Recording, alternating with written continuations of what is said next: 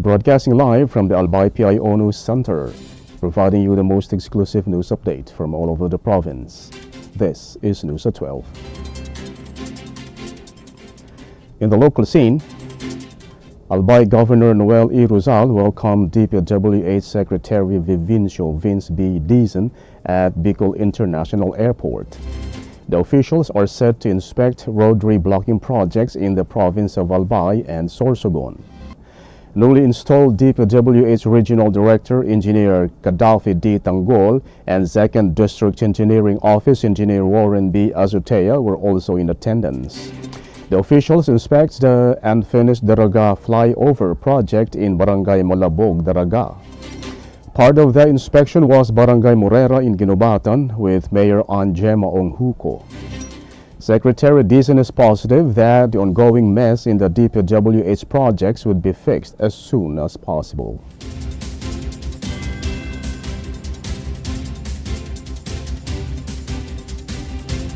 In other story, the provincial government of Albay conducted an orientation to strengthen gender-responsive and inclusive healthcare services in provincial hospitals. The activity focused on the gender and development planning and budget cycle to guide hospitals in addressing gender issues. Hospital chiefs, guard focal persons, and key personnel attended the orientation.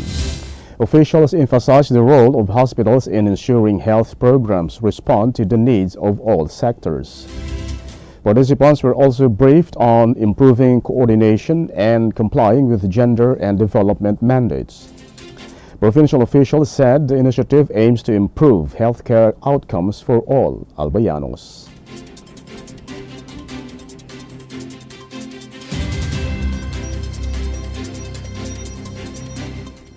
In other news, the Albay Provincial Human Settlement Office conducted a site inspection with families displaced by Mayon volcano unrest in Malilipot and covered barangays Calbayog, San Roque, and San Jose. Officials assessed the situation of evacuees and identified their immediate housing needs. Data showed that 408 families or 1,487 individuals from the 3 barangays are staying in evacuation centers. The inspection also validated records to ensure interventions match actual conditions on the ground. A total of 101 families have already been allocated housing units under the National Housing Authority Malilipotville 1 project. The provincial government of Albay said it continues to prioritize safe and sustainable housing solutions for affected communities.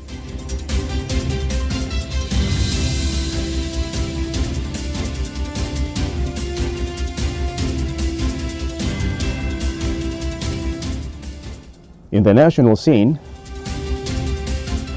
despite textbook procurement process improvements, the Department of Education continues to struggle with late deliveries and the dominance of a small group of publishers. The 2nd Congressional Commission on Education EDCOM2 reported that while the National Book Development Board lists 328 active publishers, only 10 won all 60 lots in the latest DepEd bidding, highlighting limited competition and weak industry participation after 3 decades. EDCOM also found that most publishers are based in Luzon, with very few operating in the Visayas and Mindanao, forcing DepEd to rely on long and vulnerable transport routes across multiple islands to deliver books. Textbook distribution remains slow due to weak warehousing systems, long logistics chains, delayed budget releases, poor coordination among contractors, and the country's archipelagic geography, which can push deliveries back by months. To address these issues, EDCOM called on the NBDB to support regional publishers, urged DepEd to allow smaller bidding lots and longer preparation time for books, and recommended a future review of library hubs and learning resources to expand student access and reading options.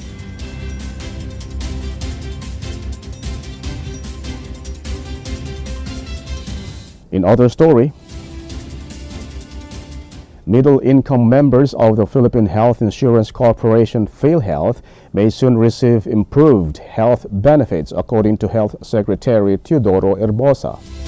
Herbosa said he discussed with Executive Secretary Ralph Recto the need to give paying members better hospital accommodations, such as rooms with fewer patients and air conditioning. He added that Recto also proposed expanding PhilHealth benefit packages in hospitals that fully implement zero balance billing, meaning patients no longer pay out of pockets. President Ferdinand Marcos Jr. earlier announced that zero balance billing is now being rolled out in 87 Department of Health-run hospitals nationwide. Recto said the government wants PhilHealth contributors, especially the middle class who regularly pay taxes and premiums, to clearly feel the benefits they are entitled to under the Universal Health Care Act. PhilHealth spokesperson Dr. Israel Francis Pargas stressed that all Filipinos are eligible for PhilHealth benefits when needed, even if they missed or stopped paying contributions.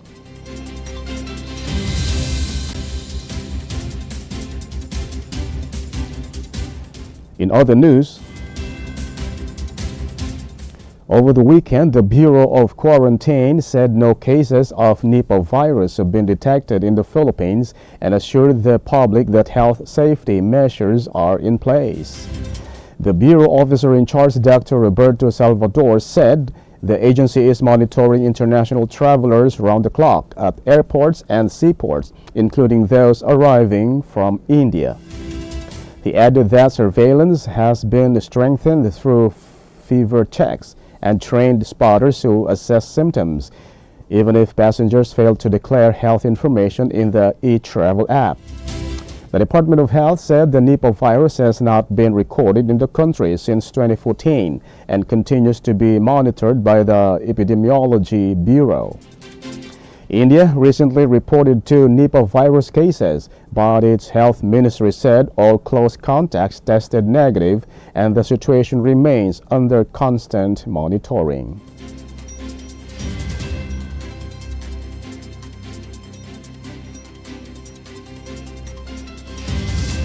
And in the news outside the country, survivors of Jeffrey Epstein's abuse said their abusers remain hidden and protected after the U.S. government released millions of pages of documents connected to the convicted sex offender.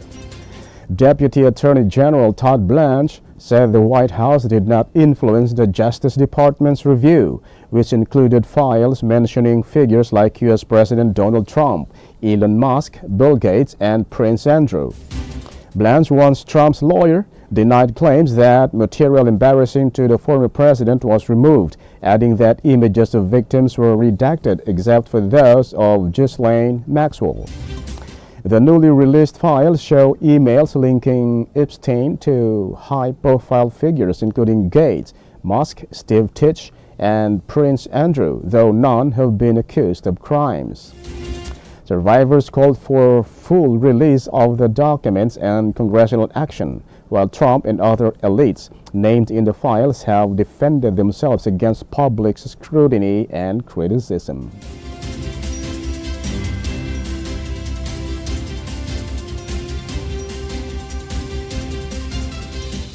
In other story,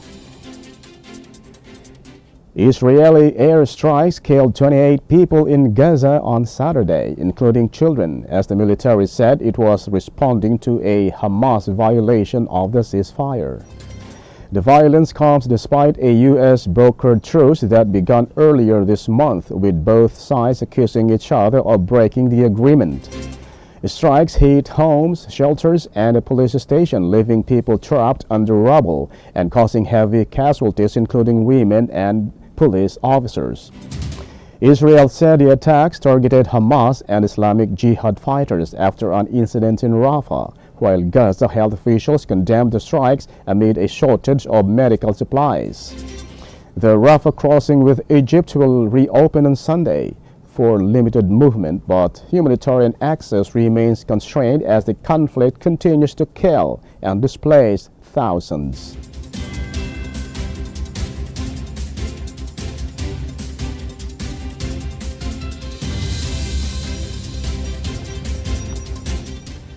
And finally, in the news outside the country with reference to the Philippines, the Appeals Chamber of the International Criminal Court, ICC, has decided that former Philippine President Rodrigo Duterte's appeal against his detention will be handled through written submissions only.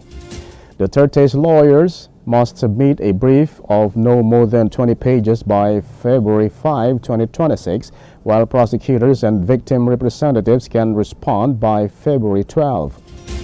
Duterte was arrested on March 11 after arriving from Hong Kong under an ICC warrant, accusing him of creating and arming death squads that killed alleged drug users and dealers during his presidency.